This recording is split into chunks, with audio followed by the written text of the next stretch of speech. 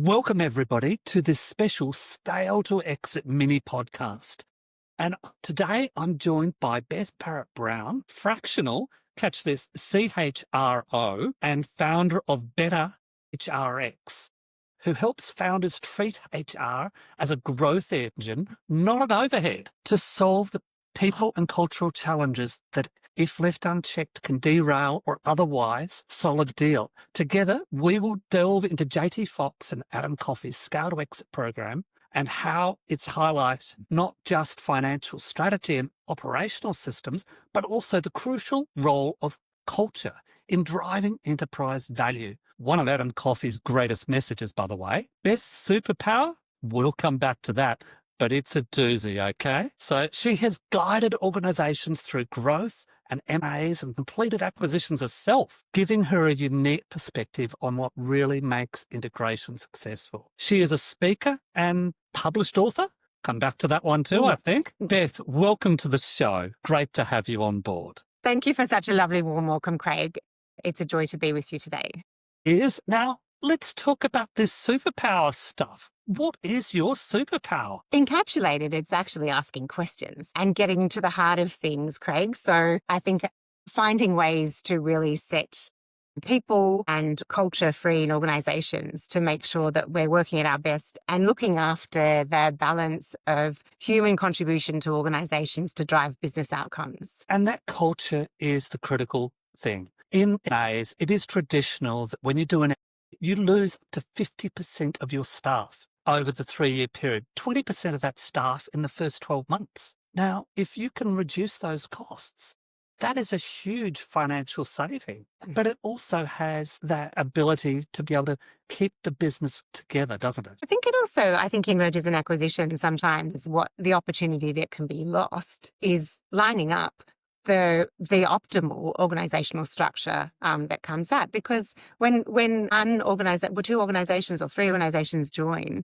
there's obvious synergies for cost savings, and making sure that the people that you carry forward in the resulting organization are culturally aligned, driven by the organizational outcomes. And, in Adam and JT's words, that they're the A players that are going to contribute ultimately to that. And those people who may be your B and C players might help in some of the handover and transition, but ultimately they're probably not going to be motivated and best matched to the resulting organization, because when organizations merge from day dot, it becomes a new organization. And the culture that's carried is determined by the leaders and the path that they intentionally set, or if they don't intentionally set it, it's the one that's devolved as a result of the merger. So Adam would say that setting that very intentional culture in the new organization is critical to success, and making sure that the A players that you bring with you understand and embody that new culture is critical. Gone are the days of is Gordon Gekko going in and ripping out companies and sacking everybody and things like that. These days, it is all about the people, isn't it? So what areas do you see as critical from an HR perspective in that M&A process? Yeah, it's a really important one. And I might challenge you a little bit on people being the only way. I guess we're starting to see J.T.Foxx is leading the call for AI in the businesses, and in terms of optimizing processes, and in some cases cutting the costs in organizations. So I actually think it's not just about people, it's about how people learn to navigate and optimize organizations through the complement of available technology in this space, and that they set processes and systems and policies where they need to in place to really optimize that. I'm going to forget the term that someone used recently, but that alignment and that blend of people and AI and other technologies. So I actually think it's critical that we build, as it nearly always has been, that ability to change and adapt and the resilience to adjust as we go. And tomorrow AI might be something different. The new AI, the new technology, the new opportunity that blends. So I think there's a real need that we build an understanding and a flexibility in our people to recognize that the answers that we have today, the technology, the people, the mix of awareness might change, and that we build in some of that flexibility in the culture to embrace the opportunities, to be curious about the opportunities that may come, so that we're continuing to evolve and change. Wow, okay. So how do you help organizations scale? You're talking about AI there a lot, which took me by surprise. But obviously that is a part of the human resource environment these days. Well, and it has to be, Craig, because we want to optimize the contributions that humans can make in organizations without question, and giving them higher order work or work that's appropriate to our human capabilities and limitations, and that we use AI and other technologies to sit alongside us. And I'll give you an example of an organization I've been working with recently. As we've been preparing for a merger, we've looked at some of the back office functions. And a lot of the areas where I'll loosely use AI accounts payable by way of an example. Invoice comes in, payment goes out. Invoice comes in, payment goes out. There's some qualifiers to the invoice handling. There's some approvals in place. But there's basically an algorithm that you can write. Take in the invoice, go here, check that it complies to ABC, XYZ. But there's an algorithm that you can write to do that, to have it talk to a system. And you might save someone the boredom of invoice in, payment out, invoice in, payment out, and then have them go and repurpose to optimize multiple AI agents who can do some of the lower order work to make sure that we're giving our suppliers an optimal customer or partner experience with the organization.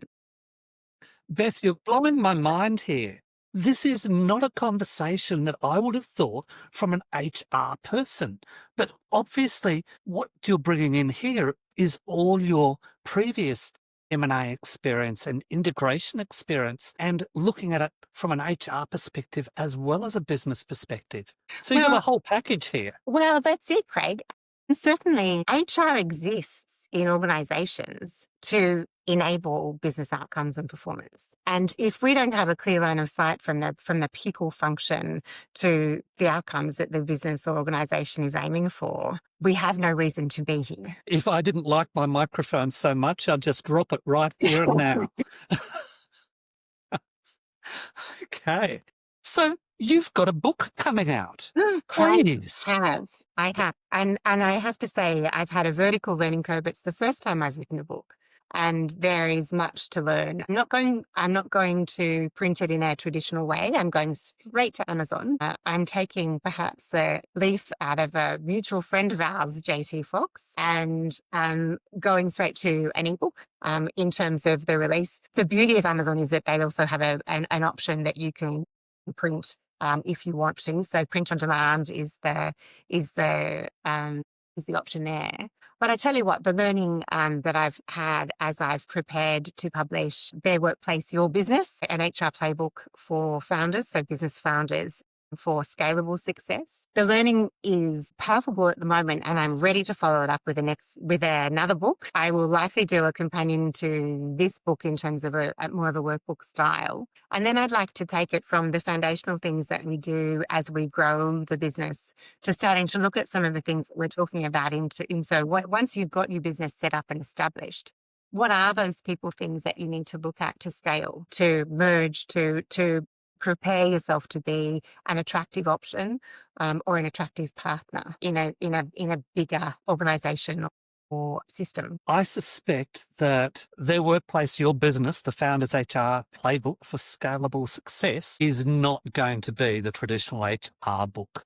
I suspect that it's going to be quite interesting read, and I've got to say, who is an HR person who's got to read an HR book other than an HR person? But this sounds like a book that everyone should read that is involved in the A or the roll-up space or even a business growth space. Do you know, it's interesting, and thank you for the compliment in that sense, Craig. One of the points of feedback I had from somebody who I asked to review early for me is a contact of mine who's a chief people officer in a medium-sized organization. They've got 3,500 employees. And she came back to me and said, I was expecting to be offering you some technical advice or adjustments or things like that. But actually what I got out of it is I sat back down and went, I'm not doing all of these things in my business. Raised the flag that it's the fundamentals of human resources of people in organisations don't change depending on the size of the organisation.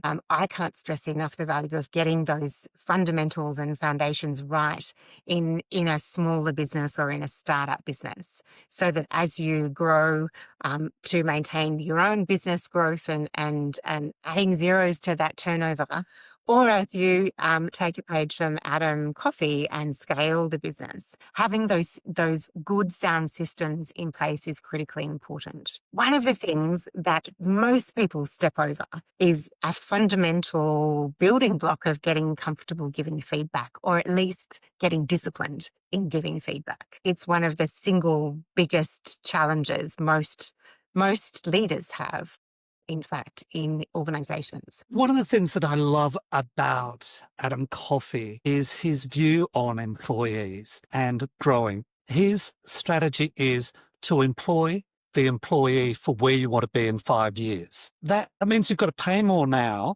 You've got to get them in before you need them. Then you've got to keep them to where they are needed and then stretch them just a little bit beyond where they should be, and then throw them out the door and bring in someone else to scale up after that. Kind of. The other way of looking at it is if you're hiring now for where you want to be in 5 years' time and you've got a fairly clear workforce plan for what's required in 5 years' time, if you hire the person that you need somebody to be in 5 years' time and you don't present them with the opportunity that's going to come in 5 years' time, they also may not stay. But if you scale the expectations of the employee back to where we are today and consider some of the steps or building blocks that you will need to add to them, if we think of the 5-year plan as a recipe for success, what are those core ingredients that you can add along the way that becomes part of your culture? Is we grow people to the organisation we want to be in 5 years' time. Well, everybody, that was Beth Barratt-Browne using a flamethrower on me for throwing someone out the door, okay? This is why I'm not the HR person. I'm the business person, and I go and talk to and recruit people like Beth to come and do this for me instead. Now, I think I'll have to go and get the scorch marks off my shirt. But thank you, Beth, so much for your input today. Thank you, Greg. Much appreciated. This has been brilliant. Thank you.